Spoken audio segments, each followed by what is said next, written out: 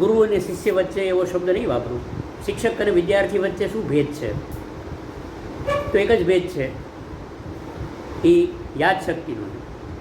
શિક્ષકને છે એ વિદ્યાર્થી પહેલાં 2 કલાક એ વિષયની ખબર હોય છે, 2 કલાક પછી ભૂલી જાય છે.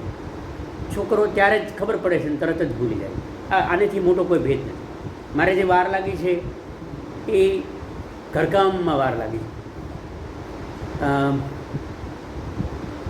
કારણ કે હું અંગ્રેજી સાહિત્ય ભણ્યો ત્યારે એ વાતને તો ત્યારે 40 વર્ષ થયા.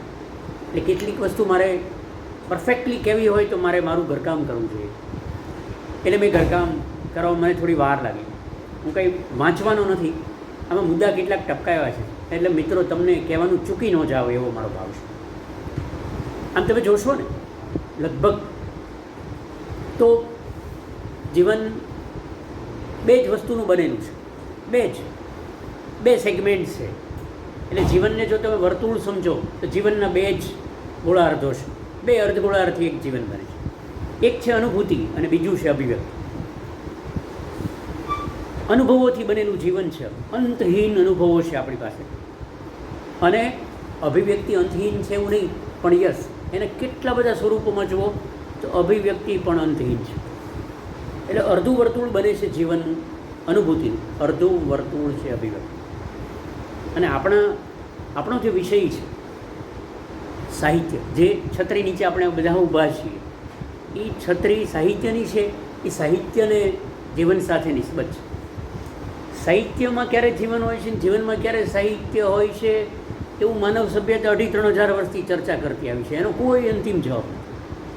સાહિત્ય જીવન છે, જીવન સાહિત્ય છે. ક્યાંક એનું પ્રતિબિંબ છે, ક્યાંક એનો પ્રતિકોષ છે, ક્યાંક પડઘો પડે છે, તો ક્યાંક એનું ચિત્ર ઉપસી આવે છે. તો સરવાળે આ બંને અખંડ છે, અવિભાજ્ય છે. એને તમે ખંડિત કરી શકો નહીં. આ સાહિત્ય અને આ જીવન જો એવું કરી શકો તો એ સાહિત્ય નથી ને જીવન નથી. બંને એટલા બધા ઓતપ્રોત છે, એકમેકમાં એટલા બધા ઓગળેલ છે, એટલા બધા શેળભેળ થયેલા છે કે તમે એને વ્યાખ્યાયિત કરી શકો નહીં. તમે આમ રેખા દોરીને આ જીવન છે ને આ સાહિત્ય, નો, ઇટ્સ નોટ. એટલે એક વાત કે સાહિત્ય અને જીવન. હવે રહી વાત શાસ્ત્રોક્ત રીતે જુઓ તો 2 જ સાહિત્યના 2 જ વિભાગો છે. અંગ્રેજીમાં જેને એમ કહેવાય કે literature of knowledge and literature of power. એક માહિતીલક્ષી, જ્ઞાનલક્ષી એવું નહીં કહું, માહિતીલક્ષી, ફેક્ચ્યુઅલ. દાખલા તરીકે કોઈ દવાઓનો કોઈ લેખ છે તો એમાં ડેટા છે, આ દવાથી આ થાય, આ દવાથી આ થાય. એ કોઈ સાહિત્ય નથી, પણ yes it is information which is one subtle form of. જે સાહિત્યનું એક સૂક્ષ્મ સ્વરૂપ એ પણ છે કે માત્ર માહિતી હોય.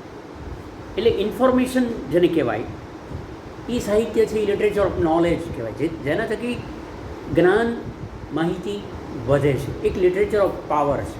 આ બીજો પ્રકાર છે કે જેમાં સાહિત્ય છે એ શક્તિ બની જાય છે. શક્તિ છે ની ખબર? To elevate, to move. જે વાચક છે એને ઊંચકી જવાની, એને સાથે લઈને નીકળી પડવાની, એને ઇમોશનલી, એને સાંવેગિક રીતે એને હચમચાવી નાખવાની, એને વિચાર તો કરી મૂકવાનો. આ બધા જ પાવર છે એ સાહિત્યના જ છે. અને સાહિત્યમાં એ છે એ બીજો પ્રકાર છે જેની સાથે આપણે નિસ્બત છે. એ લિટરેચર ઓફ પાવર. જે તમારી પાસે ઉર્જા બની જાય, ક્યારેક એ તમારે ઉપદેશ બની જાય, ક્યારેક તમારો ઉલ્લાસ બની જાય. એના અંતહીન સ્વરૂપો છે. એ બધું જ આખરે આર્ટ ઓફ લિટરેચર છે અથવા લિટરરી આર્ટ છે. અભિવ્યક્તિ એઝ સચ. એનો સાદો અર્થ એવો થાય મિત્રો કે એક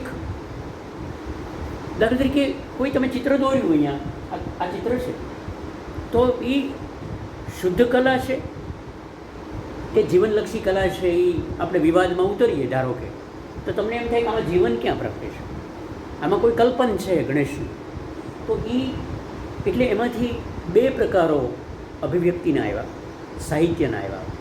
કે એ કયા પ્રકારો છે કે કલા ખાતર કલા, સાહિત્ય ખાતર સાહિત્ય, અને એક કલા જીવન ખાતર, સાહિત્ય જીવન ખાતર. અને આપણને કલા ખાતર કલા પોસાય એમ નથી, કારણ કે આપણે હજી ખૂબ જ અવિકસિત છીએ. કલા ખાતર કલા છે એ શિખર છે, નકામું છે એવું નહીં, પણ દરેક ત્યાં સુધી પહોંચી ન શકે. આપણે તે એવી જ કલા જોઈએ, એવું જ સાહિત્ય જોઈએ કે જેની જીવન સાથે નિસ્બત, એવી કલા, એવી અભિવ્યક્તિ કે જેને જીવન સાથે નિસ્બત હોય, કોઈ કામ સાથે નિસ્બત હોય, કોઈ સંવેદના સાથે નિસ્બત. એટલે આપણે કલા ખાતર કલા, સાહિત્ય ખાતર સાહિત્ય નહીં, પણ જીવન ખાતર સાહિત્ય, જીવન ખાતર કલામાં આપણે વધુ રસ લેતી પ્રજાતિ છે. શુદ્ધ કલા તો હશે, છે, પણ એ કદાચ મારું ગજું નથી, હું સમજી શકું કે સમજાવી શકું.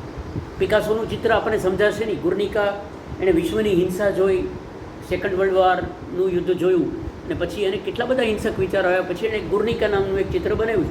તો ગુર્નિકા ચિત્ર તરીકે તમને કે મને સમજાય જ, આપણે એમ થાય કે આમાં હિંસા કઈ છે, પણ કશું નથી જ સમજાતું. એ સ્વયં એક સૂક્ષ્મ પ્રકારની હિંસા છે, એનાથી વધારે એમાં મોટો કોઈ બોજ નથી. ગુર્નિકા મેં જોયું છે.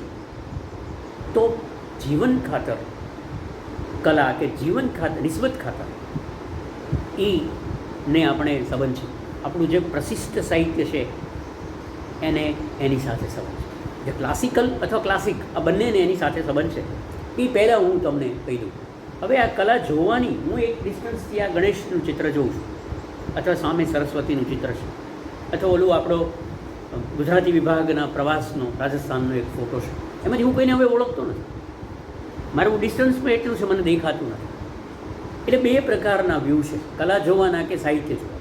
હું એક અંતરેથી જોઉં કે જેમાં મને કશુંક દેખાય, અને હું એક એવા અંતરેથી જોઉં કે મને દેખાતું બંધ થઈ જાય. આ વ્યૂને બે દ્રષ્ટિ છે. એક સબ્જેક્ટિવ દ્રષ્ટિ છે કે સુભાષ બારીની બહાર જોવે છે. આ લીલાછમ પાંદડો મારી આંખ આંજી દે છે. આ પાંદડાઓ છે એની ઉપર એટલો બધો સૂર્યપ્રકાશ છે કે મારે અહીંયા ગોગલ્સ પહેરીને બેસવું છે. તો અહીંયાથી હું જે બારીમાં પર્ણો જોઉં છું એ સબ્જેક્ટિવ વ્યૂ છે કે સુભાષ પર્ણો જોવે છે. એ પર્ણો સુભાષને જોવે છે એ વ્યૂ આપણને ખબર નથી.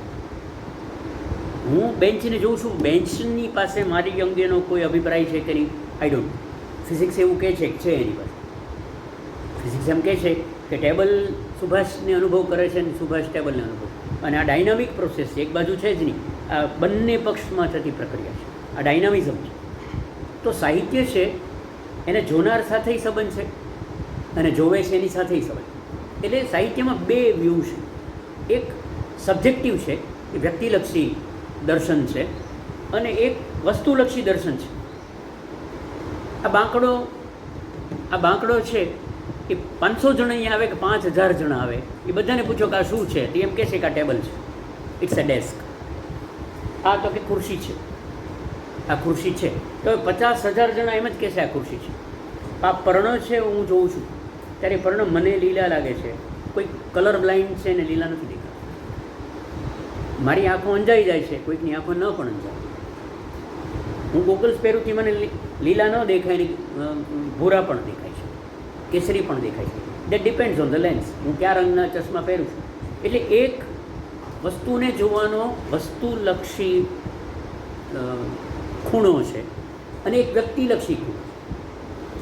આ બંનેને પણ સંબંધ છે. હવે હું દરેક લઈને ક્લાસિક તરફ તમને લઈ જાઉં. સાવ લગોલગ આપણે આવી ગઈ. અમારે આટલી પ્રસ્તાવના તમને કરવી છે કે આપણે ક્લાસિક શી રીતે જોવા માંગીએ છીએ.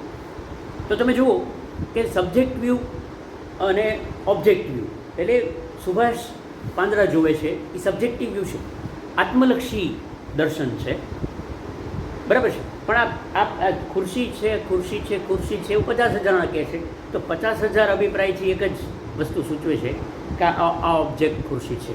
પછી આ ખુરશી ઉપર કોણ બેસે, પછી એમાં આત્મલક્ષી દર્શન શરૂ થઈ જાય છે કે આમાં સુભાષભાઈ બેસે કે મહેન્દ્રભાઈ બેસે, આ બે જુદું દર્શન છે, બરાબર છે. તમારે ક્લાસિકની અંદર ટ્રેજેડી ને કોમેડી એવા બંને શબ્દો આવે છે કે આ ટ્રેજેડી છે ને કોમેડી. મિત્રો, એ કલાકૃતિ કે સાહિત્યકૃતિ કરતાં તે જીવન દર્શન પણ છે. ટ્રેજેડી ને કોમેડી છે ને એ કંઈ કૃતિઓના નામ નથી હો, એ બારીઓના નામ છે. ક્યાંથી તમે જગતને કે જીવનને જુઓ છો, એ બે બારીઓ છે. હું તમને સહેજને તમને રસ પડે એ રીતે સમજાવવાની મહેનત કરું. રસ ન પડ્યો એ તમે મહેન્દ્રભાઈને કહેજો, મન ન કહેતા. હું તમને કહું કે જો હું મારી મનની બારીએથી કે બુદ્ધિની બારીએથી જોઈશ તો જગત મને વિચાર લાગશે, હૃદયથી જોઈશ તો જીવન લાગશે. હું કોઈ વસ્તુ દૂરથી જોઈશ ને તો કોમેડી લાગશે, સાવ નજીકથી ફીલ કરીશ તો ટ્રેજડી. તમે ચોથા માળેથી કોઈ વરઘોડો જતો જુઓ ને તો તમે સ્ત્રીઓ અને પુરુષોને નાચતા જુઓ ને, ઇટ ઇઝ બીટ કોમિકલ. તમને હસવું જ આવે છે, કેવા વાહિયાત લાગે છે. એનું કારણ શું ખબર છે? તમે એક ઊંચાઈ ઉપરથી એને જુઓ, પણ તમે નીચે હોત તો કદાચ એમાં ભેગા થઈને નાચવા માંડ્યા હોત તો તમને એની કોમેડી શું છે ન સમજ. એટલે શોએ તો એવું કીધેલું, બર્નાર્ડ શોએ, કે life is tragedy four those who feel, life is comedy four those who think. જે વિચારે છે એની માટે જીવન કોમેડી છે, જે અનુભવે છે એની માટે. કોઈ છોકરાને અને છોકરીને દોસ્તી થાય ને બ્રેકઅપ થઈ જાય તો એ બંને માટે એ ટ્રેજડી છે. સમાજમાં દ્વેષ અનુભવે છે દરેકને માટે આ કોમિકલ સીન છે. લાગનો જતો બહુ વાયડો થતો તો એને મને એની માટે કોઈ અનુકંપા નથી કે આ દોસ્તની મિત્ર છૂટી પડી ગઈ છે. તો જે લોકો હૃદયથી જગતને સ્પર્શે છે, જગતને જોવે છે, એની માટે જીવન છે એ કોમેડી નહીં, ટ્રેજેડી છે. અને જે બુદ્ધિથી જગતને જોવે છે, જગતને અનુભવે છે, એટલે ક્યાં તો તમે જીવનમાં ભાગ લઈ શકો અને ક્યાં તમે જીવનનો અહેવાલ લખી શકો. આપણે બધા અહીંયા જીવનનો અહેવાલ લખવા આવ્યા છીએ કે જીવન જીવવા આવ્યા છીએ એ તમે જ નક્કી કરો. એમાં એ રિપોર્ટર, હું આ પૃથ્વી ઉપર આવ્યો છું તો હું કોઈ છાપાનો પ્રતિનિધિ છું કે હું જગત વિશે લેખ લખીને જાઉં, કે હું અહીંયા જીવવા આવ્યો છું, હું પૂરેપૂરી તાકાતથી સમગ્રતાથી મારું જીવન જીવીને જાઉં. અહેવાલ કોકને લખવો હશે તો લખશે, હું અહીંયા અહેવાલ લખવા આવ્યો નથી. આ જે અહેવાલ ન લખનારા અને જીવનારા છે એને ટ્રેજેડી સાથે સમજે છે, અને અહેવાલ લખનારાઓને માટે આ જીવન કોમેડી છે. એટલે ક્લાસિક કહેવાય, પ્રશિષ્ટ કૃતિ કહેવાય, એ કોમેડી પણ હોઈ શકે, ટ્રેજેડી પણ છે. એ કોમેડી પણ છે, ટ્રેજેડી પણ છે. હવે તમને સમજાવું તેવી વ્યાખ્યા આપી કે લિટરેચર ઇમિટેટ્સ અથવા નેરેટ્સ. સાહિત્ય છે એ કંઈક વસ્તુનું વર્ણન કરે છે, ક્યાંક ક્યાંક વ્યાખ્યા કરે છે, બરાબર છે, ક્યાં એની નકલ કરે છે. તો સાહિત્ય નકલ કરે છે, ધારો કે એમ માની લઈએ કે સાહિત્ય જીવનની નકલ કરે છે, એનું અનુકરણ કરે છે. હવે ક્યારેક આપણને એમ થાય કે સાહિત્ય જીવનનું અનુકરણ કરે છે કે જીવન સાહિત્ય. મહેન્દ્રભાઈ જે મૂલ્યવાન જીવન જીવે છે એ મૂલ્યોમાંથી સાહિત્ય કૃતિ આવી કે સાહિત્ય કૃતિ વાંચતા ગયા અને મહેન્દ્રભાઈમાં મૂલ્યોમાં પ્રતિષ્ઠિત થતા ગયા, એ ચર્ચાનો મુદ્દો છે. તમે વિચારો, આપણે એમાં અત્યારે પડતા નથી. પણ 3-4 વસ્તુ એવું છે કે જેની નકલ, જેનું અનુકરણ સાહિત્ય કરે છે. એક ચારિત્રનું અથવા લોકોના શીલનું, એના કૃત્યોનું અથવા એની સંવેદના. આ 3 વિષયો છે જે કૃતિમાં આપણને જોવા મળે છે. ક્યાં તો કેરેક્ટર એટલે કે શીલ, ક્યાં તો ઇમોશન એટલે એની સંવેદનાની લાગણી, અથવા તો એક્શન્સ એના કૃત્યો, બરાબર છે. હવે મહત્ત્વનો પ્રશ્ન મિત્રો કયો છે કહું, કે કોઈ પણ કૃતિ છે એ પ્રશિષ્ટ હોય કે ન હોય, એ સ્થળમાં હશે ને સમયમાં હશે. સ્થળ ને સમયની પાર કોઈ કૃતિ હોઈ શકે નહીં. આ પ્યાલો છે એ ટેબલ ઉપર પડ્યો છે, તો આ પ્યાલો 6મી તારીખથી સાહેબ આજે 5મી એપ્રિલે અહીંયા પડ્યો છે. 5મી એપ્રિલને સોમવારે પડ્યો છે. આ ભાવનગરમાં પડ્યો છે, ભાવનગર સ્થળ છે, બરાબર છે. બપોરને 12:35 પડ્યો છે, તો 11:35 પડ્યો છે. આઈ એમ સોરી, તો 11:30 પ્યાલો પડ્યો છે, એનો સમય છે. આ ભાવનગરમાં પડ્યો છે કે ડિપાર્ટમેન્ટના ટેબલ ઉપર પડ્યો છે, એનું સ્થળ છે. કોઈ પણ કૃતિ પોતાના સ્થળ સમયની બહાર જઈ શકે નહીં. આ સાદી સમજ છે. અને આ પ્યાલો હું જોઉં છું, આ પ્યાલો હું જોઉં છું એટલે એમાં જાણે અજાણે હું પણ જોડાણું છું. એટલે કોઈ પણ કૃતિ એ સાથે 3 વસ્તુઓ જોડાયેલી છે. એક સ્વ જોડાયેલો છે, એક સ્થળ જોડાયેલો છે અને એક સમય જોડાયેલો. આ 3ની બહાર કોઈ કૃતિ હોઈ શકે નહીં વ્યાખ્યાની રીતે. પછી કઈ રીતે એની પાર જાય છે એની વાત કરવા જ આપણે ભેગા થયા છે કે પ્રશિષ્ટ કૃતિઓ છે એ સ્થળ સમયની સ્વની બહાર જાય એ જ પ્રશિષ્ટ કહેવાય, એ સિવાયની કહેવાય જ. 1868માં લખેલી કેટલી બધી નવલકથાઓ મારા ધ્યાનમાં આવી નથી, પણ જે લખાઈ અને મારી સુધી આવી એ 1868 વટાવી અને 2020-21ની અંદર આજે 2 સદી પછી મારી પાસે આવીને ઊભી રહી છે. એનો અર્થ એ સ્થળ સમયની બહાર નીકળ્યું છે. એટલે એ કૃતિઓનો જ આપણો અભ્યાસ છે. પ્રશિષ્ટ જેને કહેવાય કે જે સ્થળ સમયના અક્ષાંશને રેખાંશની બહાર જઈને ઊંચકાઈને તમારી સામે કે મારી સામે, બરાબર છે. આ કૃતિમાં રસ 1850માં લખાયેલી વસ્તુમાં મને કેમ રસ પડે છે, 1950માં લખાયેલી વસ્તુમાં મને કેમ રસ પડે છે, કાલિદાસના વસંતના અનુભવમાં મારે શું, મારી સામે તો મારી પોતાની અહીંયા વસંત છે, તો કાલિદાસની વસંત મારે શું કામ વાંચવાની? દરિયા કિનારે એક્વિનાસ ને તત્વચિંતનના વિચારો આવ્યા, દરિયાનો અનુભવ થયો, તો દરિયાનો મારો એ પોતાનો અનુભવ છે. તો કોઈ કૃતિ સ્થળ સમયની બહાર કેમ જાય છે? તો મિત્રો, એમાં જે રસ, ધ હ્યુમન ઇન્ટરેસ્ટ જેને કહેવાય, માનવીય રસ, એ એમાં પડે છે એટલે કૃતિ સ્થળ સમયની બહાર જાય છે. નહીંતર કૃતિ સ્થળ સમયની બહાર જાય નહીં. કશું કેવું છે એનો અર્થ મિત્રો એવો થયો કે જે પળે કાલિદાસે વસંતને જોઈ હશે એ પળ છે એ શાશ્વતીમાં પ્રવેશ કર્યો. એ દરેક પળ એવું છે, દરેક પળમાં કશુંક એવું છે કે જે શાશ્વત બનવા સર્જાયેલું છે. એ કોઈ પકડી પાડે તો કેટલા ફોટોગ્રાફ્સ એવા આપણી પાસે છે, ક્રિટિકલ મોમેન્ટ, એવી કટોકટીભરી ક્ષણ હોય કે એ ફોટો તમે ઉપાડી લો અને એની તસવીર લીધી તો એ તસવીર પછી 5000 વર્ષ ચાલે. કેટલા બધા એવા ડ્રામેટિક ક્રિટિકલ દ્રશ્યો આપણી પાસે ફેસબુક ને વોટ્સએપ ને ઇન્સ્ટાગ્રામ ને બધામાં તમારી સુધી પહોંચે છે. તો એનો અર્થ એવો થાય તો કે પળ છે એની અંદર કશું શાશ્વત હોય છે, એ પકડનાર માણસ છે. નહીંતર પળે પળે જીવન થાય. તમે આ જ પળનો હિસાબ તમને હું પૂછું, આ પળે ધીસ ક્રિટિકલ મોમેન્ટ, આ મોમેન્ટની અંદર હજારો બાળકો જન્મ્યા હશે, હજારો વૃદ્ધો મરી ગયા હશે, લાખો માછલીઓ જમણેથી ડાબે ને ડાબેથી જમણે ગઈ હશે, લાખો પાંદડાઓ ખર્યા હશે, લાખો પાંદડાઓ નવા ઉગ્યા હશે. આ એક જ પળની અંદર ગંગાનું કેટલું બધું પાણી વહી ગયું છે, પેસિફિક કેટલી વાર ઉછળ્યો છે. એટલે આખા જગતની એક પળની વિગત જો આપવી હોય ને તો વિશ્વની કોઈ સત્તા એવી પેદા નથી થઈ, કોઈ એવું માધ્યમ પેદા નથી થયું કે એક પળનો હિસાબ તમને આપી શકે. એક પળ, you can not describe one moment. તમારી પાસે અંતહીન ક્ષમતા હોય તો even a moment can not be narrate. કોઈ એક પળને પણ તમે વ્યાખ્યાયિત કરી શકો એમ નથી. આપણે બહુ જ ઇનકેમ્પેબલ છે, આપણું કામ જ નથી. એટલે એવી કોઈ પળ જેમાં રસ છે, માણસને પડે એવો રસ. પહેલાં જેને આપણે રસ કહેતા, હવે એને કેમિકલી આપણે હોર્મોન્સ એમ પણ કહીએ. કેટલાક લોકોમાં કેટલીક વસ્તુ અંદર અંતસ્ત્રાવો હોય. તમે તમારો ગમતું જ્યુસ આવે ને તમારી જીભ ઉપર સલાઈવા લાળ આવવા માંડે. Why? Because you are interested in that. એટલે રસ બહાર છે કે અંદર છે એ અગેઇન એ ચર્ચાનો પ્રશ્ન. એ કોઈ વસ્તુમાં છે કે મારામાં છે. Beauty lies in the eyes of the beholder, એવું એક વાક્ય કે સૌંદર્ય વસ્તુઓમાં નથી હોતું, જોનારની આંખમાં હોય છે. કાલિદાસને આ વૃક્ષ જે રીતે દેખાશે મને એ રીતે નહીં દેખાય. મહેન્દ્રભાઈ આ વૃક્ષ જોવે છે કે વિપુલભાઈ આ રીતે જે રીતે આ વૃક્ષ જોવે છે એ રીતે હું નહીં જોઈ શકું. એનો અર્થ જ એમ થયો કે રસ છે એ જોનારમાં પણ છે, વસ્તુમાં તો છે જ. તો એ રસના અનુભવને 2-3 રીતે જોઈએ તો આપણને સમજાશે કે કૃતિ પ્રશિષ્ટ કેમ બને છે. તમે એવા કેટલાય લોકો ક્યારેક રામાયણ મહાભારત સિરિયલ તરીકે ચાલતા ત્યારે સતી ઉપર, દ્રૌપદી ઉપર દુઃખ આવે અને એને જોઈને કેટલી બધી સ્ત્રીઓ રડતી.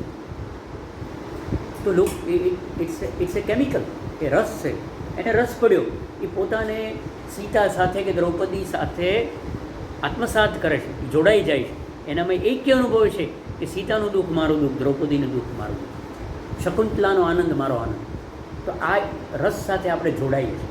જે સ્ત્રી દ્રૌપદીમાં કે સીતામાં રોઈ પડે છે એ જ સ્ત્રી વચ્ચે બ્રેક આવે ત્યારે પતિને તતડાવીને એમ કહે છે કે હવે ભીંડો લઈ આવો ને કેટલી વાર. આપણને એમ થાય કે આમાં ઓલું સાચું કે આ દેખાય છે. બેમાંથી એક ઇટ્સ એ મોમેન્ટ જેમાં એને કરુણા પણ આવે છે, જેમાં એને ક્રોધ પણ આવે છે. આપણે આવા 9 રસો કીધા છે. રસની વાત આપણે ક્યારેક ફરી કરશું, કારણ કે આપણે અત્યારે પ્રશિષ્ટની વાત કરવા બેઠા. તો એ રસ છે એને અનેક રીતે જોવામાં આવ્યો છે. એક કે રસ છે એને જો કેમિકલી જોઈએ, રાસાયણિક રીતે જોઈએ તો કેથાર્સિસ છે. તમને પચતું નથી, તમને અપચો રહે છે તો તમે વૈદ્ય પાસે જશો તો તમને કોઈક રેચક દવા આપશે, આ લ્યો અને you will make your intestine clear. તમારો આંતરડું આનાથી સાફ થઈ જશે. તો એ પહેલી વિધિ છે વિરેચન છે. એટલે એક અભિપ્રાય એવો છે કે સાહિત્ય છે એ વિરેચનનું કામ કરે છે. તમારા મનમાં જે ડ્રોસ આઈડિયાઝ છે કે કેટલાક ઘાતક નકારાત્મક અંધકારમય વિચારો છે એને સાફ કરશે અને તમને નિર્મળ કરશે. તો વૈદક એને વિરેચન કહે છે. પછી પર્ગેશન કહે છે. પર્ગેશન પણ છે, રેચન, વિરેચન અને પ્યુરિફિકેશન. આ 3 શબ્દો ટ્રેજેડી માટે વપરાય છે. પ્રશિષ્ટ સાહિત્ય માટે પછી ટ્રેજેડી હોય કે કોમેડી હોય, બંનેમાં આ વસ્તુ કોમન છે કે કશુંક છે એ રેચન થાય છે, કશુંક વિરેચન થાય છે, કશોક ખરાબ ભાવો છે એ ધોવાઈ જાય છે. કોઈ દુઃખદ ફિલ્મ જોયું, કરુણામય ફિલ્મ જોયું અને તમે વરસી પડ્યા પછી કેમ વરસાદ આવી જાય પછી આકાશ સ્વચ્છ થઈ જાય, વાદળાઓ વયા જાય, વાદળાઓ ધોવાઈ જાય, વાદળાઓ પછી પ્રદૂષણ પણ નાશ પામે અને નવેસરથી સૂર્ય ઉગે, નવી તાજગી, નવો ઉજાસ, નવો ઉલ્લાસ દરેક વસ્તુમાં દેખાવા માંડે. તો એ જે છે એને વિરેચન કહો, રેચન કહો, સારણ કહો. એવા ઘણા બધા ગુજરાતી શબ્દો. શુદ્ધિકરણ છે, અધ્યાત્મ એને શુદ્ધિકરણ કહે, સાહિત્યને ઉર્ધ્વીકરણ કહે, સબ્લિમેશન. એક ભાવ, મેં કોઈક વૃદ્ધ માણસને મદદ કરી, કોઈકને દુઃખમાં હું એની સાથે રહ્યો, તો તમને એવું લાગશે કે તમારામાં કંઈક વધુ બહેતર બન્યું છે. તમે ગયા ત્યારે જે માણસ હતા એને બદલે પાછા આવ્યા ત્યારે તમે વધુ સારા માણસ બન્યા છો. તો આ સારા માણસ બનવાની જે પ્રક્રિયા છે એ પ્રશિષ્ટ સાહિત્ય પાછળનો મૂળ ફાયદો છે, મૂળ લાભ છે. પ્રશિષ્ટ કૃતિ એ શું ફેર પડે? તો you become a better human being. તમે જે આજે છો, અત્યારે છો. હું જ્યારે ઘરેથી નીકળ્યો ત્યારે જે સુભાષ હતો એ તમારી સાથે વાત કરીને જઈશ ત્યારે હું કંઈક બેટર સુભાષ રહીશ.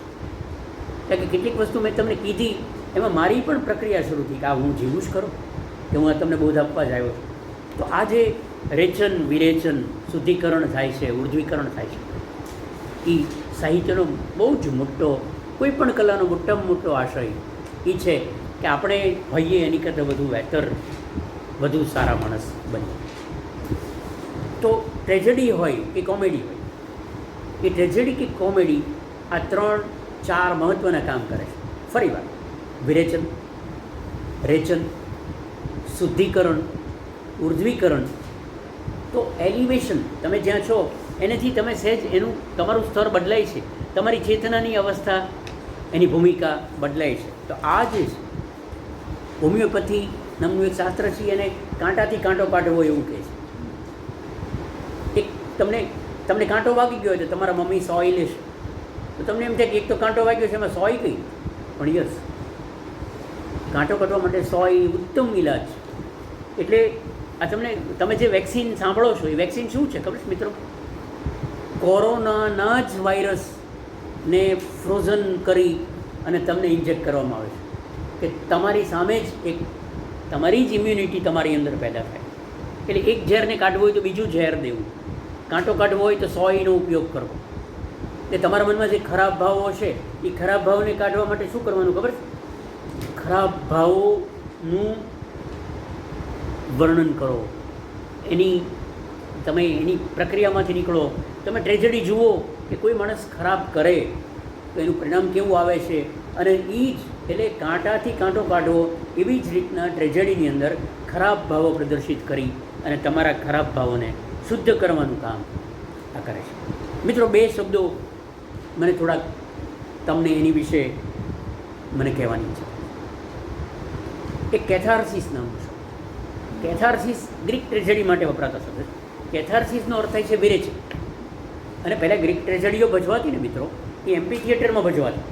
આપણે અહીંયા એક એમ્પી થિયેટર આપણી યુનિવર્સિટીમાં અહીંયા કર્યું છે કે સમગ્ર પર્વત છે એને કોતરી કાઢવામાં આવે, નીચે રંગમંચ ઊભો કરવામાં આવે અને સમગ્ર પર્વત છે એ થિયેટર બની જાય. એટલે મોટેથી બોલવું ન પડે, કારણ કે એમાં તમારો અવાજ પડઘાય. ત્યારે માસ્ક પહેરતા ટ્રેજેડીના જે એક્ટર્સ હતા એ મોટું મરું પહેરતા. આપણે અત્યારે જે માસ્ક પહેરીએ, માસ્કનો આશય તો શું છે? તમે ઓળખાવો નહીં. અને બીજો આશય કે તમે જે બોલો છો એનો પડઘો થાય. બીજું કે 5000 માણસો દૂર બેઠા હોય તો 5000 માણસો કંઈ તમારો ભાવ જોઈ શકે નહીં. તો તમે દાખલા તરીકે મારે ગુસ્સો પ્રગટ કરવો છે તો ગુસ્સાના માસ્ક આવે, પ્રેમ પ્રગટ કરવો છે તો પ્રેમ પ્રદર્શિત કરતો માસ્ક આવે. રૌદ્ર રૂપ પ્રગટ કરવું છે તો મારું રૌદ્ર સ્વરૂપ પ્રગટે એવો માસ્ક આવે. તો માસ્ક છે એ માણસનું વ્યક્તિત્વ નથી. અંગ્રેજીમાં 2 સરસ શબ્દો છે, કેરેક્ટર અને પર્સનાલિટી. તો પર્સોના છે એ ગ્રીક શબ્દ છે. પર્સોના એટલે મોરું. પર્સોના એટલે તમે નહીં, તમે પહેરો છો એ મોરું. એટલે પર્સનાલિટી છે એ તકલાદી છે, કેરેક્ટર છે એ શીલ છે, સદાચાર છે એ તમારી ઊંડે છે. એટલે તમે જો માણસ વિઝિટિંગ કાર્ડ મોકલે છે ત્યારે શું મોકલે છે ખબર? એનું ચારિત્ર નથી મોકલતો, એનું મોરું મોકલે. એટલું ભણેલો છે એ બરાબર છે. તું માણસ કેવો છો એ તો માણસ માસનું પ્રતિક. તો કેરેક્ટર અને પર્સનાલિટી બંને આ ગ્રીક નાટકોમાંથી આવેલા ગ્રીક શબ્દો છે, પછી અંગ્રેજીમાં આવ્યો. પર્સોના અને બરાબર માસ્ક વગરનું તમારું શીલ, તમારું સદાચાર, ચારિત્ર. તો કેથાર્સિસ છે એને સંબંધ છે આની સાથે. ટ્રેજેડી કોઈ પણ પ્રશિષ્ટ કૃતિ શી રીતે બને? દાખલા તરીકે ટ્રેજેડી છે વિશ્વની, એ બધી પ્રશિષ્ટ કેમ કહેવાય? શેક્સપિયરે લખેલું એની કરતાં વધુ ઘાતક બનાવતો તો રોજ બને છે, આપણા નાના એવા ગામમાં પણ બને છે. તો એ કેમ ટ્રેજેડી નથી બનતા? કોઈ પણ માણસની વાત ટ્રેજેડી કેમ ન હોઈ શકે? તો ટ્રેજેડીની એક અદ્ભુત વ્યાખ્યા છે, a fall of a great man with a small mistake. એ નાની ભૂલ માટે ગ્રીકમાં હેમાર્શિયા નામનો શબ્દ છે. હેમાર્શિયા એટલે small frailties of the character becomes great. હું બીડી પીવું તો એ કંઈ મોટી કથા નથી બનતી, પીવે એમાં હું સુભાષભાઈ તો એવા જ છે.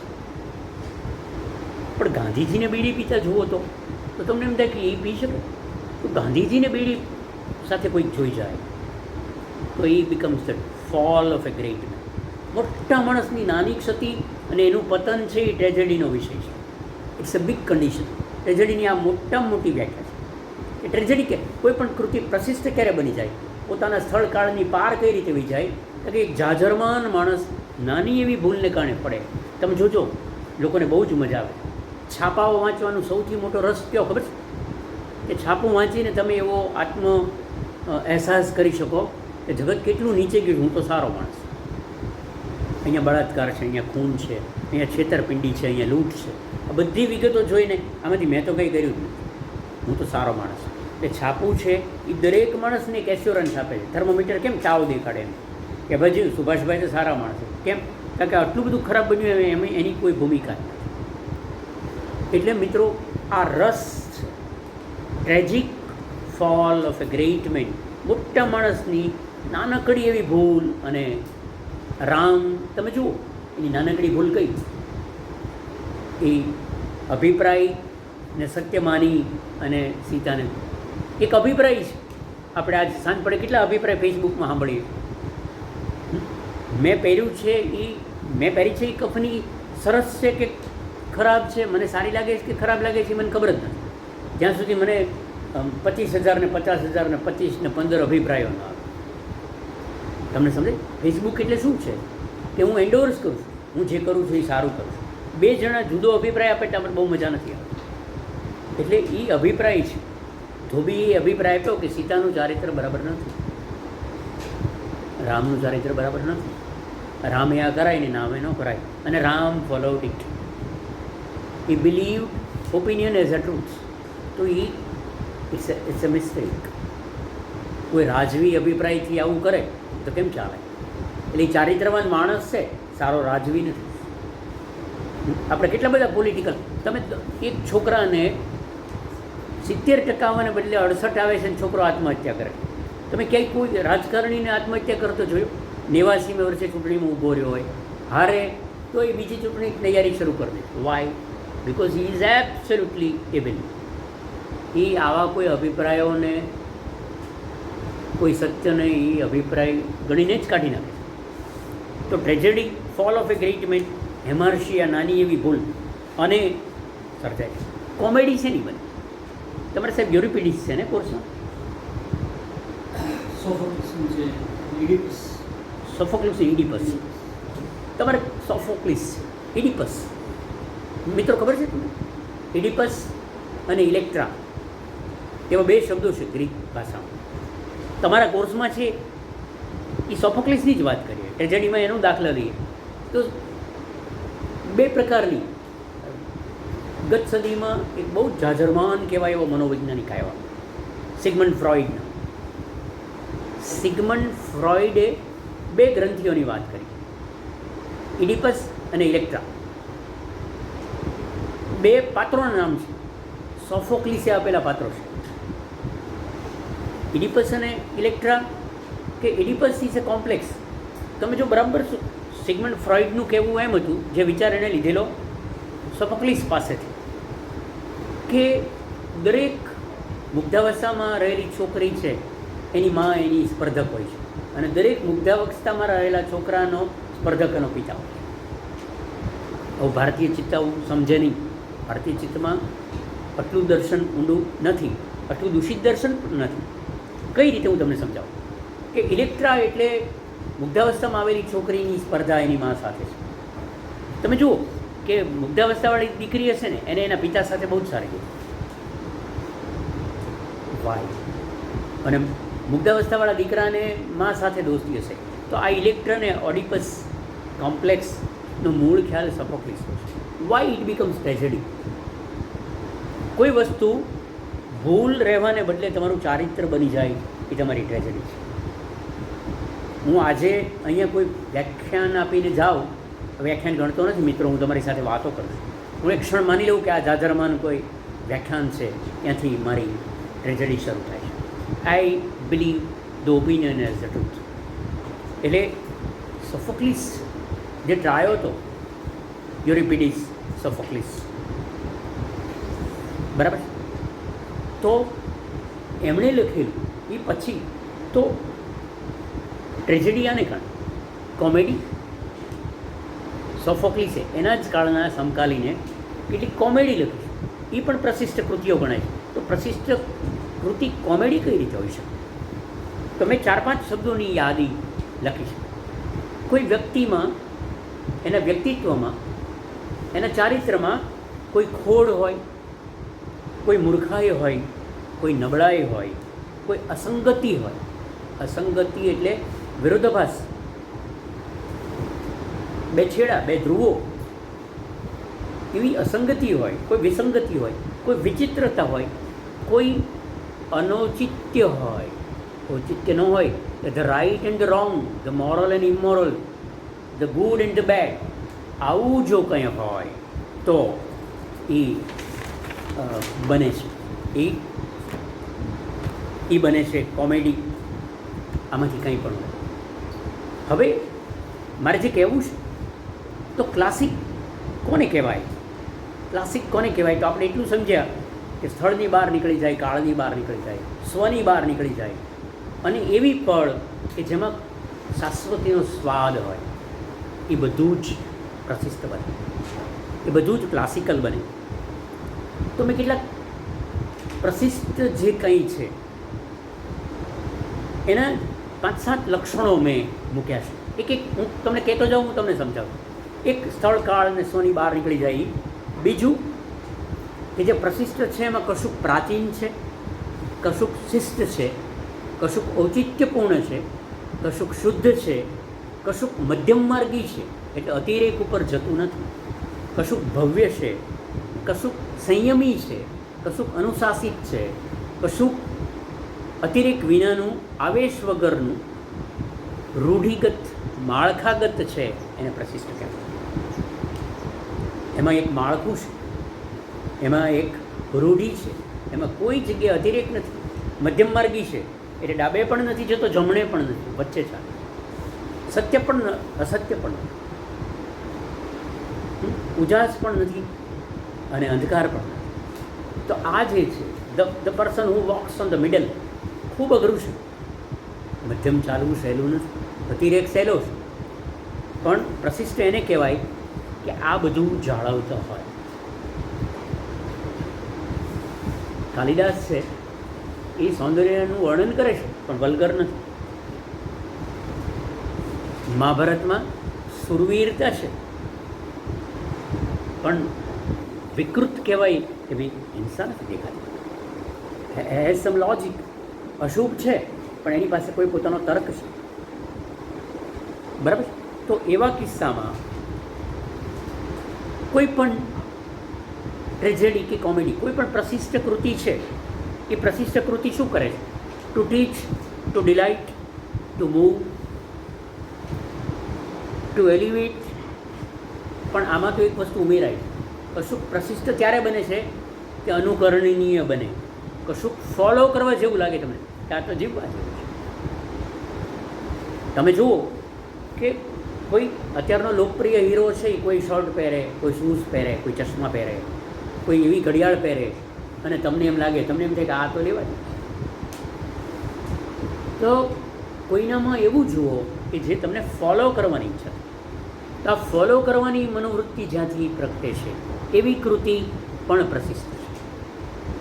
પણ એની સામે એ પ્રશ્ન થાય કે ફોલો કરવા જેવું કશુંક છે, એમાં તમારી કલ્પના રૂંધાઈ જ ખરી. કોઈકને અનુસરવા જાઓ ત્યારે હું મારો માર્ગ છૂટી જાય છે. તમને રાજી કરવા જાઉં છું.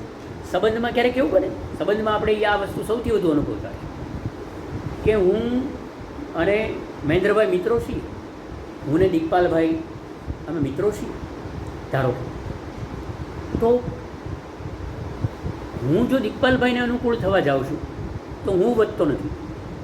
દિગ્પાલભાઈ મને અનુકૂળ થવા જાય છે તો દિગ્પાલભાઈ વધતા નથી. અને અમે બે એકબીજાને અનુકૂળ થવા જઈએ તો મૈત્રી વધતી. It's a paradox. એટલે કોઈ કૃતિને હું શબ્દશઃ હું એને અનુસરું તો હું વધતો નથી. હું મારી જ વાતો કરવા જાઉં છું તો કૃતિત્વ વધતું નથી, એમાં કોઈ સારી ક્વોલિટી રહેતી નથી. તો શું કહો? એટલે એમ કહે છે કે મધ્યમ path, follow the middle. Gautam બુદ્ધે એને મજહમ નિકૈયા એવો શબ્દ વાપરેલો. Follow the middle path, Majjhima Nikaya, બરાબર, પાલી ભાષાનો શબ્દ.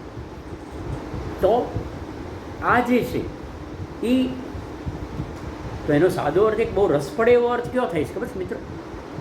કે જે ભૂતકાળ તરફ જોવે એ ક્લાસિસિસ્ટ છે, પ્રશિષ્ટવાદી છે. જે ગઈકાલ તરફ નજર રાખીને ચાલે છે એ પ્રશિષ્ટતાવાદી છે. અને જે વર્તમાન જુએ છે એ રોમેન્ટિક છે. ઇટ્સ બ્યુટિફુલ ક્લાસિફિકેશન કે અત્યારને જુએ છે એ રોમેન્ટિક છે. આ પરણોના પ્રેમમાં પડી ગયું છે, એની એવી અદ્ભુત લીલાશ છે, આવી મેં ક્યાંય જોઈ હતી. મને મહેન્દ્રભાઈએ જે જભો પહેર્યો છે, ભૂરો રંગ એટલો બધો ગમે છે. તો એ જે હું અત્યારે જે જોઉં છું, હું અત્યારે જો ઇન્દ્રિયોગત કોઈ વસ્તુના પ્રેમમાં પડી જાઉં તો હું રોમેન્ટિક થઈ જાઉં છું. ને હું ગઈકાલ તરફ જ નજર રાખું છું તો પ્રશિષ્ટ છું. પ્રશિષ્ટતાની એક મર્યાદા કઈ છે મિત્રો? તમારી જે કાર છે એમાં બે પ્રકારના કાર છે, કાચ હોય છે. એક રિયર વ્યૂ હોય, પાછળ દેખાય એવો કાચ. એ જોઈને જ ગાડી ચલાવી શકાય? હા કે ના? હા કે ના? તમે પાછળનો રસ્તો દેખાડે છે એ જોયા કરશો તો તમારી ગાડી નહીં ચાલે. તમે એ 15 સેકન્ડમાં એક અકસ્માત કરવાના. તો એ બેલેન્સ છે, પાછળ જોતા રહેવું અને આગળ દેખાય છે એ રસ્તો જુઓ. તમે પડછાયો જ જોયા કરશો તમે ચાલી નહીં શકો. રિયર વ્યૂ ખતરનાક છે, મજા પડે. વિવેક લાવવા માટે પાછળનો વ્યૂ અનિવાર્ય, સ્પીડનું. પણ કોઈ વસ્તુ તમે પાછળ જ દેખાડ્યા કરતી હોય એ વસ્તુ જોયા કરી શકાય નહીં. એટલે ભૂતકાળ જે જોયા કરે છે એ ક્લાસિસિસ્ટ કરો, વર્તમાન જુએ છે એ રોમેન્ટિક સિસ્ટ છે. એટલે અત્યારે માત્ર રોમાન્સ કરો ને. એક બહુ જ સરસ શબ્દ છે મહેન્દ્રભાઈ, કિટ્સે નામનું. કિટ્સે, KIT, ઇક્વલભાઈ SCHE. કિટ્સે એટલે the art of bad taste, ગંદી સર્જનાત્મકતાની એક કલા. તમે જુઓ, ભડકાઓ પુસ્તકો આવ્યા છે હવે, ભડકાઓ છાપા, ભડકાઓ કપડાં, એક જ પેન્ટ અને 18 ખિસ્સા. તો તમને એમ થાય it's a world of bad taste. એને કિટ્સે કહે છે. અત્યારે એ બહુ જ છે. એટલે કેમ દારૂડીઓ છે એ પહેલાં 2 ચમચી પીવે નશો આવે, પછી 1 મહિનો પીધા કરે એટલે પછી એને 1 પેગ પીવો પડે, 1 પ્યાલો પીવો પડે. 5 વર્ષમાં એટલો રીઢો થઈ જાય કે એને કીક માટે 6-7 પેગ જોવે, પછી 10 પેગ, પછી પેગથી થાય જ નહીં, પછી ઇન્જેક્શન લેવા માંડે નશાના, બરાબર. અને પછી છેલ્લે બાંગલી ગેટ, કુંભારવાડા, કાંઈક સ્મશાન ભેગું થાય. What I want to emphasise, કોઈ પણ વસ્તુનો તમે અતિરેક કરો તો એ બેડ ટેસ્ટ તરફ તમને દોરી જશે. કશુંક આધિક્ય, કશુંક અતિરેક, કશુંક વધુ ગજા કરતા, તો બહુ જ સરસ વ્યાખ્યા આપણા ગુજરાતી સાહિત્યકારની મારા ધ્યાનમાં આવી. મહેન્દ્રભાઈ આઘરકામનું જે કહેતો હતું આનંદશંકર ધ્રુવે સરસ શબ્દો આપ્યા છે. ક્લાસિક માટે એણે સંસ્કારી સંયમ એવો સરસ શબ્દ આપ્યો છે. મને તો મજા પડી કે સંસ્કારી સંયમ પણ ખરો, સંસ્કારી પણ ખરો. પછી રોમેન્ટિક માટે ને જીવનનો ઉલ્લાસ, જીવનની વિકૃતિઓ નહીં, જીવનનો ઉલ્લાસ, એક પવિત્રતામાંથી પ્રગટતો ઉલ્લાસ. કોઈ માઉન્ટેનિયરિંગમાં તમે નીકળ્યા હો ને, હિમાલયની કેડીઓમાં તમને મજા આવવા માંડે. કોઈ સરસ મજાનું કોઈ પોપ્યુલર, અત્યારે કબીર પોપ્યુલર રીતે ગાનારા ઘણા ગ્રુપ હોય છે, તો તમે જુઓ કે કંઈ કબીરના ગંદી રીતે ગાતા નથી, પોતાની મોજમાં ગવાતા. કેટલા બધા પોપ્યુલર ગાયકો કબીરને ગાય છે, તેમાં કંઈ કબીરને વાંધો નથી. કદાચ કબીરે અત્યારે આવ્યા હોય એ સાંભળવા બેસે કરે, આ તો મજા પડે, તો એ વલ્ગર નથી બનતું, કિસ્સે નથી. તો સંસ્કારી સંયમ 1, જીવનનો ઉલ્લાસ 2.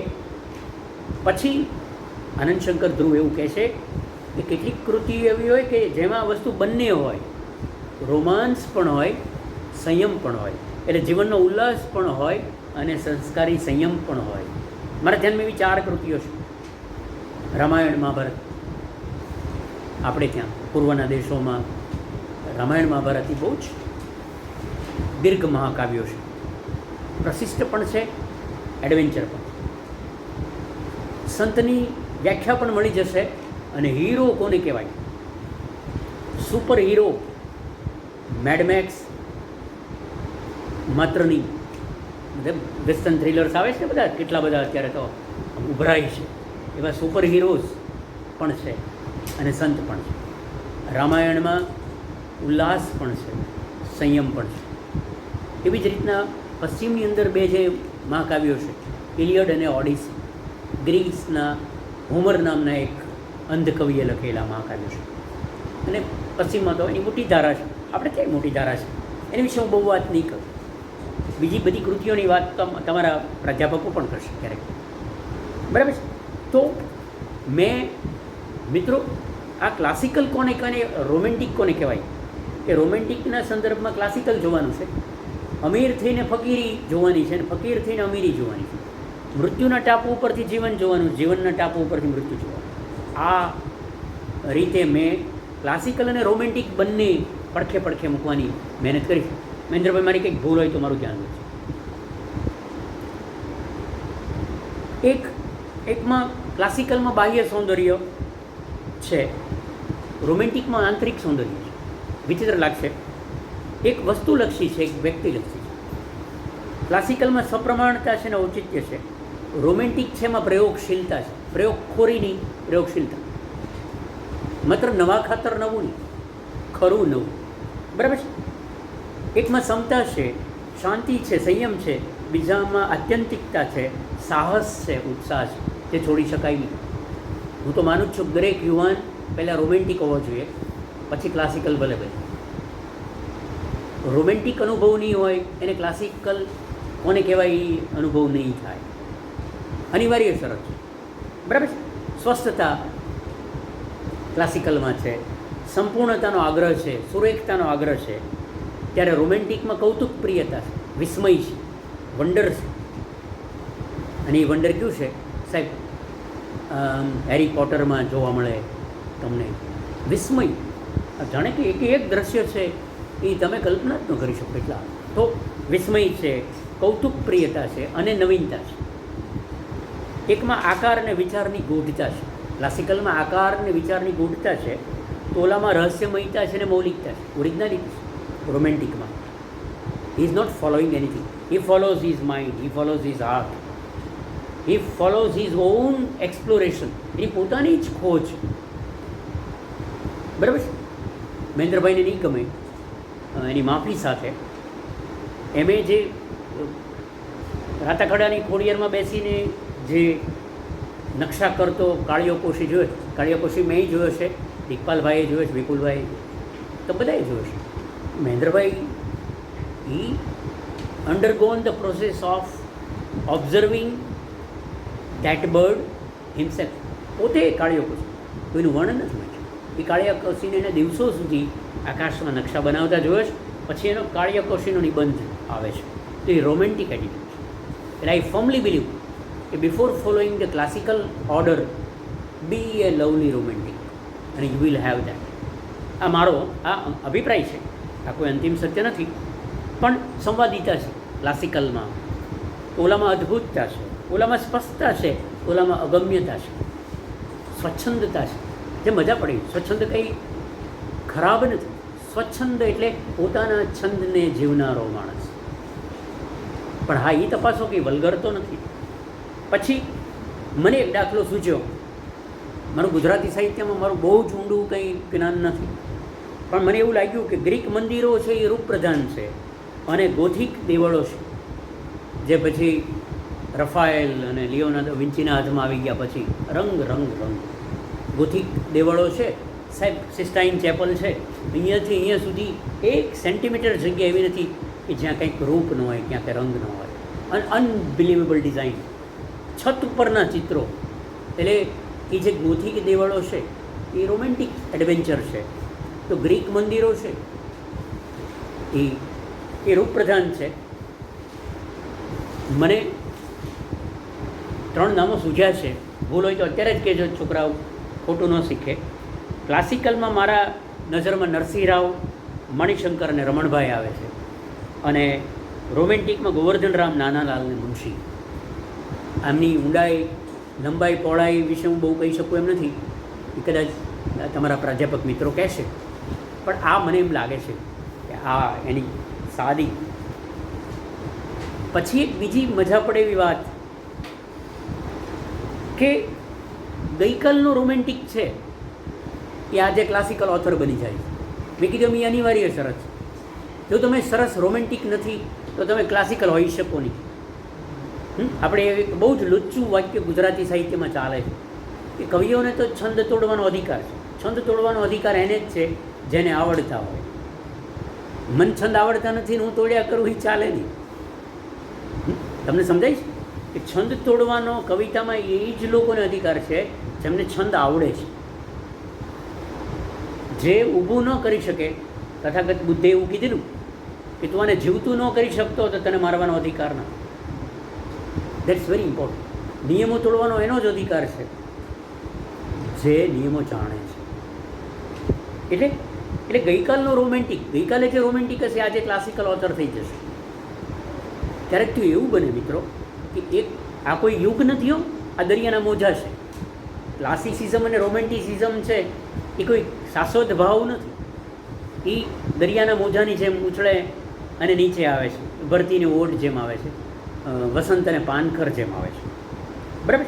તો એ કહે છે એક યુગમાં બઈ હોઈ શકે, એક કવિમાં બંને લક્ષણો હોય છે. એક જ કવિમાં, કાલિદાસમાં ક્લાસિકલ સ્ટ્રેઇન પણ છે અને રોમેન્ટિક એટીટ્યૂડ પણ છે. રામાયણમાં ક્લાસિકલ પણ છે, રોમેન્ટિક પણ છે. ઓડિસી છે તો ઓડિસીમાં બંને ભાવ છે. એક કવિ ક્યારેક એક જ કૃતિમાં બંને રંગો હોય એવું પણ બને. એક કૃતિમાં ક્લાસિકલ કલર પણ હોય, રોમેન્ટિક કલર પણ હોય. આ તમે શોધી કાઢજો. આ ખરેખર તો તમારી રખડપટ્ટીનો આ વિષયો છે. કોઈ કહી ન શકે. આ તમે અનુભવી શકશો આજે નહીં તો કાલ. બરાબર છે. પછી છેલ્લે તમને આશા બંધાય કે આ પૂરું થઈ જશે એટલે કીધું છે, પણ હજુ હું 10 મિનિટનો મહેન્દ્રભાઈ લઈશ. બરાબર છે. તમને એમ લાગે કે હવે આ દુઃખ 10 જ મિનિટ છે, પછી નથી. તો મને એવું લાગે છે મિત્રો, એક સરસ ફિલોસોફિકલ વાત સાદી ભાષામાં મારે કહે કે સમયમાં 2 રીતે ગતિ થશે. ઉપરથી બ ઉપર, 12 પછી 1 વાગે છે, 1 પછી 2 વાગે છે, 2 પછી 3 વાગે છે. આ એક પ્રકારની ગતિ. એક પ્રકારની ગતિ છે અમાંથી બમાં, બમાંથી કમાં, કમાંથી ખમાં, ખમાંથી ગમાં જાઓ. અને બીજી રીત છે અમાંથી બમાં જવાનું જ નહીં, અની ઊંડાઈ વધુ ઊંડાઈ, વધુ ઊંડાઈ, વધુ ઊંડાઈ, અમાં જ તમે ગતિ કરો. આ 2 ફેન્ટાસ્ટિક જર્ની છે સાહિત્યમાં. કે કમાંથી બમાં જાય છે, બમાંથી કમાં જાય છે, કમાંથી ડમાં જાય છે. એક બીજો યાત્રી એવો છે કમાંથી બમાં જતો જ નથી, અની ઊંડાઈમાં જાય છે, એની વધુ ઊંડાઈમાં જાય છે, 100 ફૂટ, 200 ફૂટ, 300 ફૂટ, 400 ફૂટ, 500 ફૂટ. આ બે પ્રકારની ગતિ છે. મિત્રો, ઉત્તમ કૃતિ કોને કહેવાય? મારી કંઈ બહુ વાંચ્યું છે, પણ જેને ડિસિપ્લિન અભ્યાસ મારો સ્વભાવ નથી, બાબતમાં હું રોમેન્ટિક રહ્યો છું. મહેન્દ્રભાઈ પરિચય આપ્યો એ એમની ઉદારતા છે. પણ પહેલી વાત, મહત્ત્વની કૃતિ, ઉત્તમ કૃતિ છે એ જીવનની સમીક્ષા ક્યારેય કરતી નથી. જીવનને અથ તથ વર્ણવી આપે છે. એ જીવન વિશે કોઈ ઓપિનિયન નથી આપતી, જીવનની સામે દર્પણ મૂકી દે છે. એમાંથી તમે જે દ્રષ્ટાંત લ્યો, એ સુંદર દ્રશ્ય છે કે કુત્સિત દ્રશ્ય છે એ જીવન નક્કી કરશે, હું કે તમે નહીં. એટલે મહત્ત્વની કે જીવનની સમીક્ષા નથી કરતી ઉત્તમ કૃતિ. એમાં હંમેશા વેદનામાંથી આનંદ પ્રગટ હોય છે. બરાબર છે.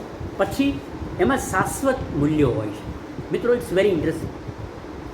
એમાં શાશ્વત મૂલ્યો હોય છે, શુભ અને અશુભ, નીતિ અને અનીતિ, ઉજાસ અને અંધકાર. આ બધા શાશ્વત મૂલ્યો છે. એ આવ્યા જ કરે. લૈલા અને મજનુમાં કે રોમિયો અને જુલિયટમાં તમને રસ નથી, પણ તમે જોયું કે દીપિકા પદુકોણેના ફિલ્મમાં પણ રાઈટ વિરુદ્ધ રોંગ છે, મોરલ વિરુદ્ધ ઇમોરલ છે. એ શોલેમાં પણ છે અને એ રામાયણમાં good versus bad, right versus wrong, light versus darkness. આ ઇટરનલ થીમ છે. કંઈ લૈલા જ હેરાન થઈ એવું નથી. મિત્રો, તમારી પાડોશમાં રહેતી છોકરીને બાપુજી તમાચો મારે છે, બારીમાંથી કોઈ છોકરાને હાથ ઊંચો કરે છે. It's so, it is so. એનો અર્થ કે પ્રેમ છે યુનિવર્સલ થીમ છે. નીતિની સામે અનીતિ યુનિવર્સલ થીમ છે. જ્યારે પણ કોઈ કૃતિમાં આવી યુનિવર્સલ થીમ આવે, એ કૃતિ શાશ્વત બનવાની છે. અથવા એ થીમ તો શાશ્વત જ છે. કૃતિ કદાચ પેસિફિકમાં તણાઈ જાય તો વાંધો નહીં, થીમ શાશ્વત છે. ફાધર વર્સેસ સન, એ હંમેશની. છોકરાને એમ થાય છે કે હું એક પેઢી આગળ છું. સરવાળે છોકરો 90 વર્ષનો થાય ત્યારે પૂછો, એમ કે નહીં, મેં લગભગ મારા બાપુજી જેવું જ જીવ્યું છે. તો એનો અર્થ the revolt is universal, the following is universal. એટલે મિલ્ટનમાં સિદ્ધ શૈલી છે તો હોમરમાં ભવ્ય શૈલી છે. અત્યારે આપણી પાસે એની ચર્ચા કરવાનો સમય નથી, અને બધું કહી દઈશ તો મહેન્દ્રભાઈ મને ફરી વાર બોલાવશે. બરાબર? તો હું કહીશ. હવે જાઓ. એટલે ઉત્તમ કૃતિમાં મનની, શીલની, ભાષાની પરિપક્વતા છે, પરિશુદ્ધિ છે, સંવેદનશીલતા છે, વ્યાપકતા છે. આ બધું જ છે. It touches my heart. મિત્રો, હમણાં એક મેં સરસ ફિલ્મ જોઈ, સેક્રેટરીઝ ઓફ જુલિયટ. રોમિયો અને જુલિયટ નામની પ્રેમકથા વિશે તમને ખબર છે? બહુ ઓછા લોકોને ખબર છે કે વેરોના ગામમાં, ઇટાલીની નજીક યુરોપમાં, એવું વેરોના નામનું ગામ છે. એની દીકરી હતી આ જુલિયટ, અને દરરોજ પોતાની ગેલેરીમાં ઊભી રહીને રોમિયોની રાહ જોતી. રોમિયો ફાંકડો છોકરો હતો, મળવા આવતો, દરરોજ ગેલેરી નીચે ઊભો રહીને ગુલાબ ફેંકતો. એ કથા શાશ્વત છે. અને રોમિયોએ ફેંક્યું એ ગુલાબ અને અત્યારનો છોકરો ફેંકે ચિઠ્ઠી, એ નકામી છે એવું નથી કહેતો. એ યુનિવર્સલ થીમ પ્રેમ છે. તો ત્યાં વેરોનાની સમાધિએ કેટલાક વિશ્વભરના પ્રેમીઓ મહેન્દ્રભાઈ આવે છે. આ ફિલ્મ અદ્ભુત છે, બહુ જ સરસ છે, બધાય જોવા છે. તો બધી છોકરીઓ વેરોનાની સમાધિ ઉપર રડે. હવે વેરોનાની સમાધિને 700 વર્ષ થયા. શેક્સપિયરે એની કથા લખી છે. એનો અર્થ વેરોના જુલિયટ તો શેક્સપિયરથી પણ જૂની કથા છે. તો છોકરીઓ આવીને રડે. મજા પડે એવી વાત મિત્રો તમને હવે છે કે વેરોનીની સમાધિ ઉપર કેટલી છોકરીઓ પોતાના પત્રો, પોતાની દુઃખ, પોતાની પીડા, પોતાનું બ્રેકઅપ, પોતાનું હુકઅપ, એ બધી ચિઠ્ઠીઓ મૂકીને વહી જાય. કેટલીક છોકરીઓ કંઈ આપણી ભાવનગરની દીકરી કંઈ વેરોનાની સમાધિ સુધી જઈ શકે એમ નથી. એટલે અહીંયા બેઠીને ક્યારેક પત્રો લખે છે કે જુલિયટ, તું કંઈક આશીર્વાદ આપને, મારો પ્રેમ સફળ થાય. રોમિયો પત્ર લખે છે કે વેરોના, તું આશીર્વાદ આપ તો મારો પ્રેમ સફળ થાય, ને હું જેને પ્રેમ કરું છું આ યુનિવર્સલ થીમ છે. પછી એવું બન્યું ધીરે ધીરે ધીરે કે વેરોનામાં દરરોજ 10,000 પત્રો આવવા માંડ્યા. 10,000. એમાં કેટલાક એવી છોકરીઓના પત્રો આવે કે જુલિયટ, મારે તો આ મને યાદ આવેલું છે, આ સ્ક્રિપ્ટમાં નથી, મારે તો તારી સમાધિએ દર્શન કરવા આવું છું, તો મારી પાસે કાંઈ યુરો ડોલર નથી, બહુ મોંઘું છે યુરોપ જવું, તો મારી પાસે પૈસા. તો મહેન્દ્રભાઈ, સ્થાનિક લોકોએ ભેગા થઈને ત્યાં સેક્રેટરીઝ ઓફ જુલિયટ, એટલે જુલિયટની સેક્રેટરીઓ કરીને એક પેનલ ઊભી કરી છે 10 છોકરીઓની, સ્ત્રીઓની, કે જે જુદી જુદી ભાષા જાણે, અને જેટલી જુલિયટ વિશ્વભરની છોકરીઓ આવી એને પત્રો લખે, એને ત્યાંથી જવાબ લખે છે. એનું ફંડ છે ત્યાં. ક્યારેક અસામાન્ય પત્રો હોય કે મારી પાસે જુલિયટ, મારે તને મળવા આવું છે, તારા પાસે આવીને મીણબત્તી કરવી છે, મારી પાસે પૈસા નથી, તો એ કમિટી દીપાલભાઈ એને પૈસા પણ મૂકે છે કે આવું ને બેટા, તું આવ, જો અહીંયા જુલિયટ તારી રાહ છે. અદ્ભુત કથા છે. આવા હિંસક જગતમાં આવી વાતો આપણી સુધી આવતી જ. અદ્ભુત કામ કરે છે એ સમિતિ. એની ઉપરનું સરસ ફિલ્મ છે મહેન્દ્રભાઈ, secretaries of Juliet.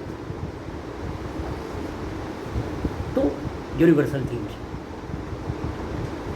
A Romeo Juliet 100% હશે તો મારો પ્રેમ 60% છે, મારો ભલે 25% હોય પણ મારો તો છે.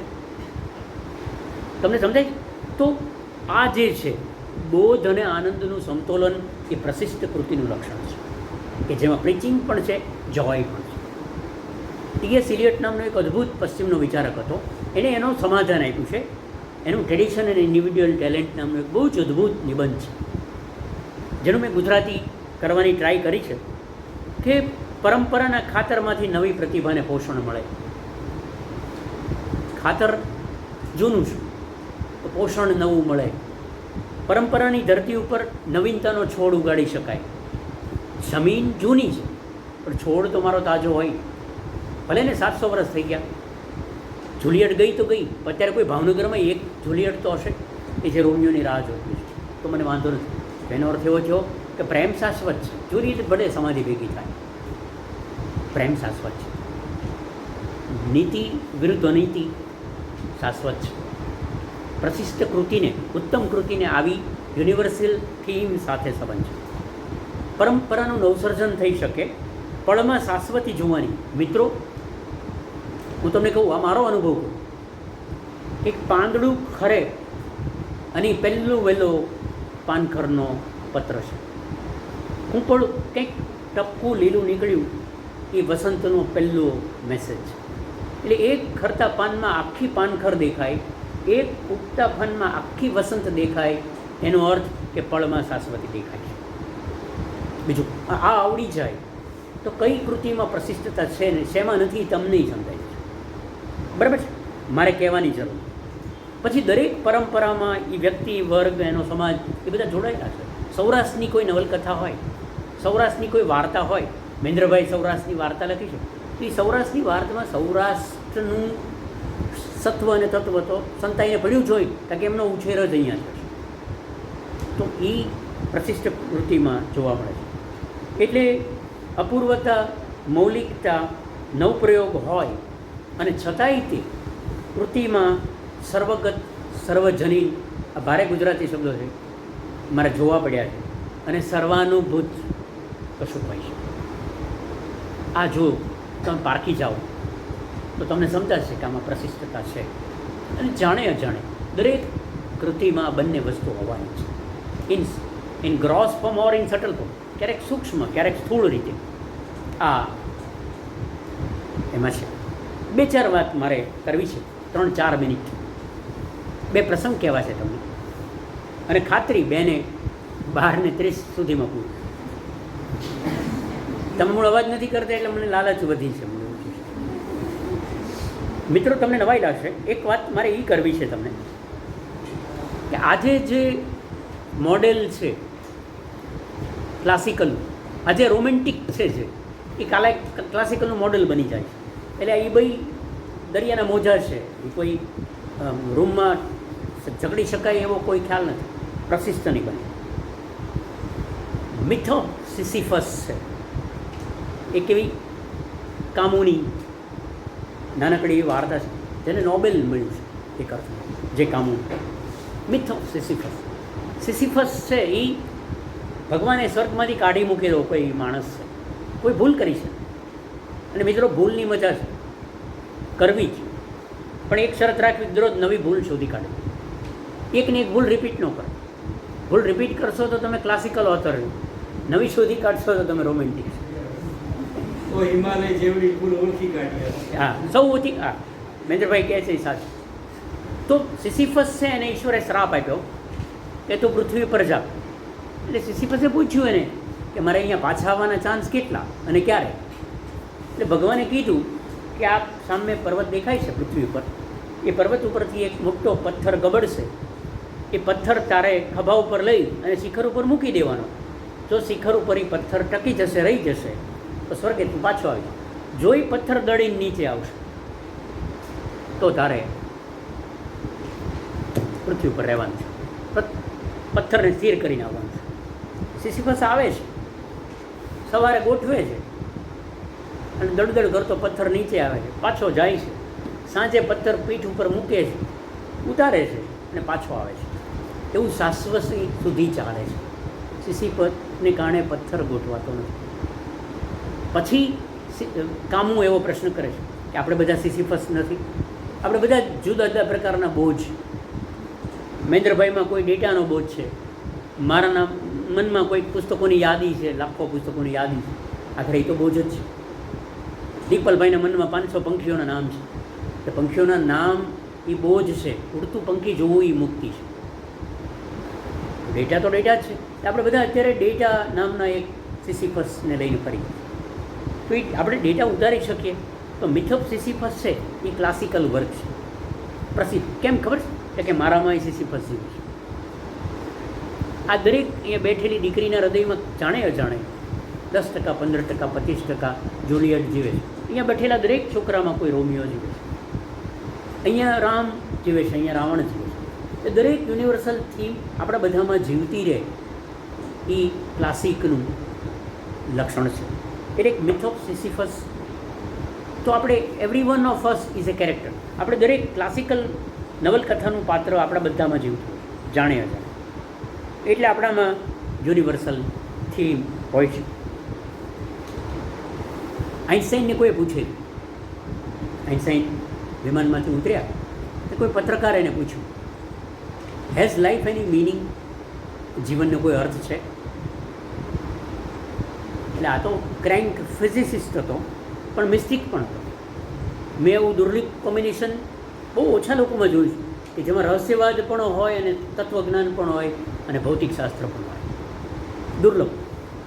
આઈન્સ્ટાઈને એને કીધું કે ના, લાઈફ હેઝ નો મિનિંગ, જીવનનો કોઈ અર્થ નથી. પછી એને એમ લાગ્યું કે પત્રકાર થોડો હર્ટ થયો છે કે આવો મોટો માણસ આવી વાત કરે છે. એટલે આઈન્સ્ટાઈન એની સાથે ચાલતા ચાલતા એને ખભા ઉપર આવ્યો, મિત્ર નથી. એ કે dear friend, life has no meaning but you can create one meaning out of it. જીવનનો પોતાનો કોઈ અર્થ નથી, પણ તમે તમારા જીવન પૂરતો કોઈ અર્થ શોધી કાઢો. That's important. એ ક્લાસિકલી જીવીને પણ તમે શોધી શકો નહીં, રોમેન્ટિકલી જીવીને પણ શોધી શકો. તો મેં કીધું કે સરસ રીત, પહેલાં રોમેન્ટિક થવાનું અને પછી ઘરે સંતાનો થાય ત્યારે ક્લાસિકલ થઈ જવાનું. આ બે રીત છે, બરાબર છે. એટલે જો તમે જુઓ, એટલે એક અદ્ભુત વાત, છેલ્લી વાત, આઈન્સ્ટાઈનને જેવું દાખલો આપું, મને ઓચિંતાનું યાદ આવ્યું કે મિત્રો,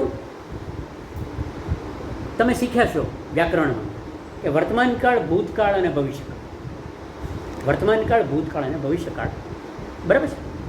એક ગાડું, ત્રણ ટૂંકમાંનો વર્તમાનકાળ, ભૂતકાળ અને ભવિષ્યકાળ છે ને, એ એક જ પર્વતની ત્રણ ટૂંક છે. આ પહેલી, આ બીજી, ના ત્રીજી. એક ગાડું અહીંયા છે ત્યારે એ ગાડું વર્તમાનકાળ છે, એ જ ગાડું અહીંયા ભવિષ્યકાળ છે. એ ગાડું અહીંયા આવ્યું વચ્ચે બીજી ટૂંક ઉપર આવી. જ્યારે ગાડું છે એ બીજી ટૂંક ઉપર આવે છે ત્યારે અહીંયા એ ભૂતકાળ થઈ જાય છે, અહીંયા વર્તમાનકાળ છે ને અહીંયા ભવિષ્યકાળ છે. પણ અહીંયા કોઈ એક એવું પર્વતની ટૂંક છે અહીંયા એની બરાબર સામે, કે અહીંયાથી એ સામેની ત્રણેય ટૂંક દેખાય છે. આ પર્વતની કોઈ એવો શિખર છે કે જ્યાંથી વર્તમાનકાળ, ભૂતકાળ અને ભવિષ્યકાળ ગાડાનું ત્રણે દેખાય છે. એટલે કોઈ એવું બિંદુ છે કે જ્યાં જીવન વર્તમાનકાળ, ભૂતકાળ અને ભવિષ્યકાળ નથી, કન્ટિન્યુઅસ પ્રેઝન્ટ ટેન્સ છે, સતત વર્તમાનકાળ છે, વર્તમાન પળ છે. એટલે તત્વજ્ઞાન તો કહે જ છે કે કાળ તો એક જ છે, વર્તમાનકાળ.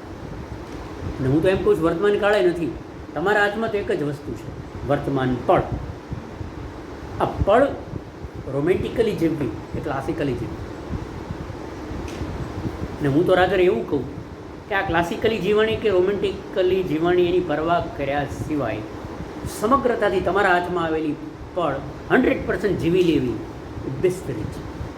પછી તમારી પાછળના ઇતિહાસ કરો. આપણી પાસે વિકલ્પ છે ને, ઇતિહાસ વાંચવો છે કે ઇતિહાસ જીવવો છે. ઇતિહાસ કોઈક લખે એવું જીવવું છે કે ઇતિહાસ વાંચવો છે. તો એ વિકલ્પ સારો છે કે હું ઇતિહાસ વાંચીશ નહીં, ઇતિહાસ બનીશ. I will leave the history. એમ ક્લાસિકલ અને રોમેન્ટિક ને એવા ખાના ખોખાઓ ઊભો કરવાને બદલે, એવી બારીઓ કરવાને બદલે સરસ રીતે if you will live 100% in this moment, then you are going to have very standard literary piece of art. એક અદ્ભુત કલાકૃતિનું સર્જન એટલે તમે જે જીવ્યા એ જીવન હું માનું છું. મને ખબર નહીં મહેન્દ્રભાઈ મારી પાસેથી શું અપેક્ષા રાખતા, પૂછવાની હિંમત જ નથી. આ બધા ત્રણેય વિદ્વાન પ્રાધ્યાપકો બેઠા છે, પણ નસીબદાર શું કે ત્રણેય મારા મિત્રો છે. પણ આ રીતને તમારા કોર્સમાં જે છે એને તમે કૃતિને બે નજર મેં આપી તમને, આ રીતે જુઓ, કદાચ તમને સમજાશે. મને ગુજરાતી વિભાગ એટલે ગમે છે કે ગમે એવા બેકાર વક્તાને એ સાંભળી લે છે, અને મને ખબર છે હું છું. પણ થેન્ક યુ, તમે મને પ્રેમથી સાંભળ્યો. Thank you very much.